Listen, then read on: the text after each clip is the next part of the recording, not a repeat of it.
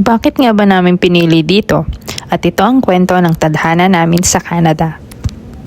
Dito daw kayo pumunta pag gusto nyo magbuo ng pamilya or habang bata pa yung mga anak nyo. Kasi bukod sa family friendly, very kids friendly, lalo na dito sa Calgary, bawat community may malapit na playground. Libre lang dito at all ages pwede rin maglaro.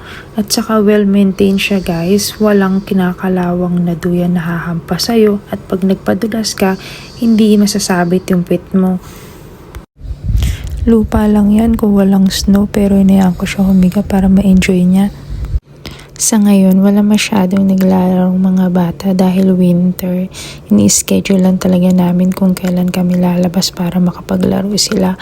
Pero siguro pagdating ng summer, baka araw-araw nandito si Duchess.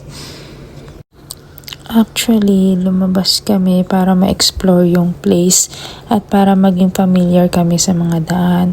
At saka bala kasi namin bumili ng tinapay. Pero yung tinapay namin, bakit naging 5 plastic na? Napasarap yata yung pagdampot namin ng mga bibilihin. Nakalimutan namin, wala pa nga pala kaming sasakyan. Halos lahat ng area dito may malapit na mall, supermarket, kaya madali lang bumili. Hindi mo rin kailangan mag-commute kung masipag ka namang maglakad. Ang mahirap lang dito kapag kami kasama kang mga bata. Bukod sa madulas, mahirap pang huminga. So ayun yung uuwian namin, halos 1 kilometer din ayon kay Google Map. Si Duchess, ini-enjoy na lang yung paglalakad pero nabibigatan na yan. Lalo na ako, dala ko pa si Empress.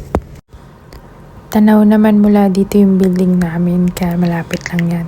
Puti na lang may dumaan na train kaya nahinto kami kahit sandali. Minumuryot na yung karga ko.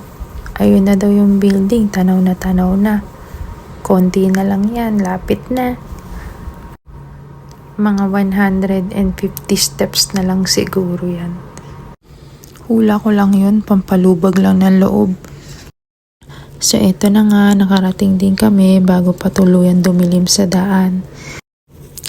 Tsaka nga pala mga establishment dito, walang security card. So wala magbubukas sa'yo kung wala kang sariling susi. Pero safe naman, kapag may emergency, tawag ka lang sa 911. Dito ang lobby, waiting area, and pahingahan ng mga napasabak sa mahabang paglalakad. Umakyat na tayo para matapos na tong video ko.